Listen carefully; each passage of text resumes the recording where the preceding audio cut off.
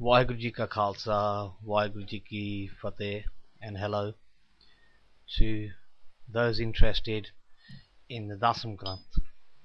My name is Kamal Roop Singh and I'm a research student at the University of Birmingham, and in this internet presentation I intend to present the paper that was presented on the 28th of June 2008 at Coventry University. This paper is titled A Discussion of the Scriptures of Guru Gobind Singh in Relation to Sikh History and Praxis, and in essence it discusses the relationship between the scriptures of Guru Gobind Singh, e.g. the Dasam Granth, and Sikh practices in Gurdwaras, Sikh practices in history, and also in the traditional orders. Or to address this relationship, we have to first place the Dasam Granth in its context in Sikh studies.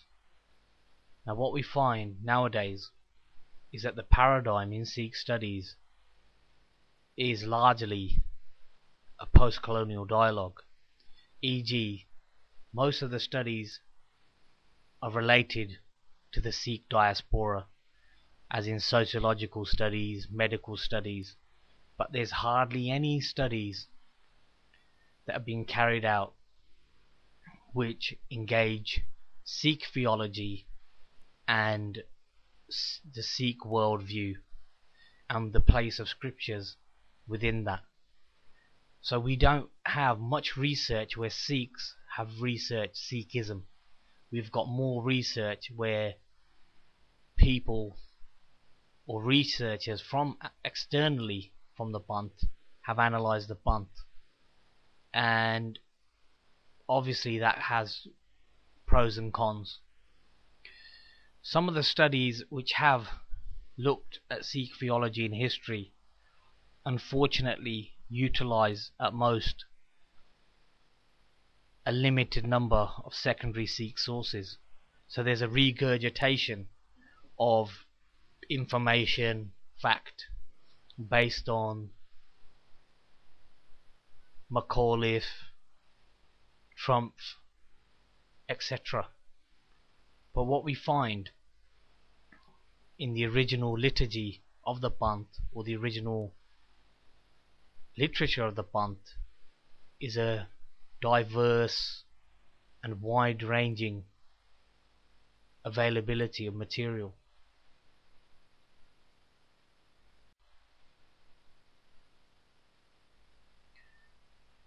Over time, as Sikhs have began to define themselves and create Sikh Ret Maryadas and so on, there has been this emphasis on the Ard Granth as a solo scriptura for Sikhism.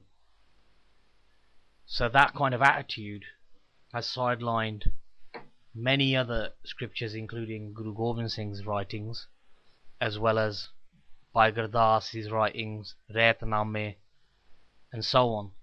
And if we look at the Amrit Kirtan anthology of Sikh hymns for Kirtan, we find a diverse range of literature referenced within there.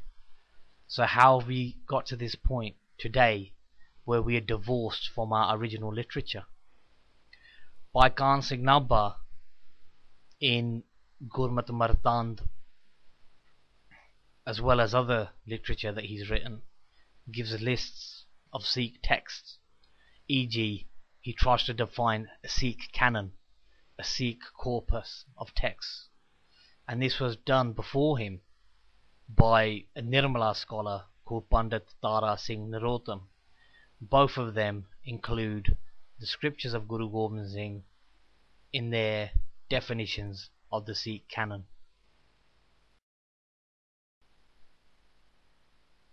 Before we address the issue of the Dasam Granth in Sikh praxis, we have to realize that the idea of Gurmat, or the philosophy of the Guru, or the Guru's way of thinking, has been modified, or has, some would say, evolved. And in his paper regarding the non-duality of Ik Onkar, Arvindpal Mandir, in a very excellent manner, discusses this whole area, that we have got to this idea of a separated God, rather than the original idea of Ek Onkar, of oneness, of the interdependent nature of reality, of the interconnectedness. And we might think, what has this got to do with the Dasam Granth? But Dasam Granth contains many references to the Sargun, the form that God takes, or the actions that God does. So we have Sargun Nirgun, the form and the formless.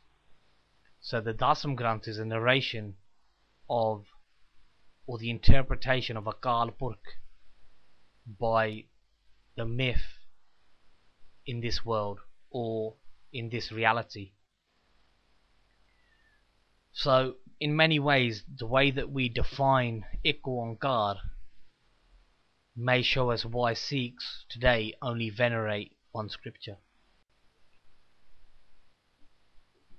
Even though we don't find the Dasam Granth in many Gurdwara, we nonetheless find the praxis, or the practice, or some remnants from that traditional, or what may be argued an original Maryada or code.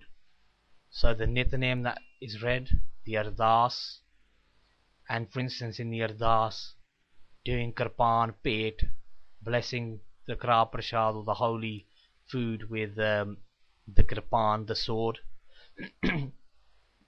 And we find the symbolism also from the Dasam Granth within the Gurdwara. Moving back to Nitnem, free of the Baniya, Jap Sahib, Dua Prasad Swaye, Jaupe Sahib times 2 in Reras as well as the first body of Chandi Divar, all from the scriptures of Guru Gobind Singh.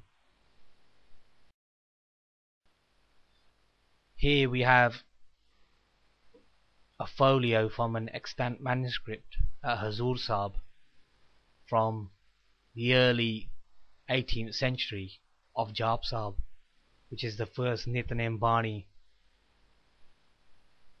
within the Dasam Granth and the second Bani in Nitnem.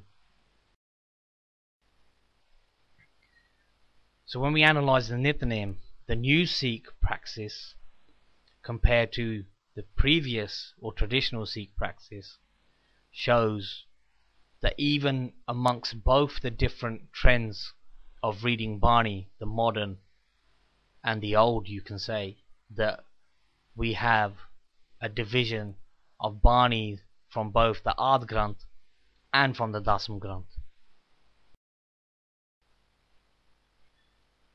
Furthermore, when we compare the compositions of Ard Sri Guru Granth Sahib and Dasam Granth, we find that many of the compositions have similar themes and names. So Japji Sahib, Jap Sahib, the Shabad Hazare from both Granths.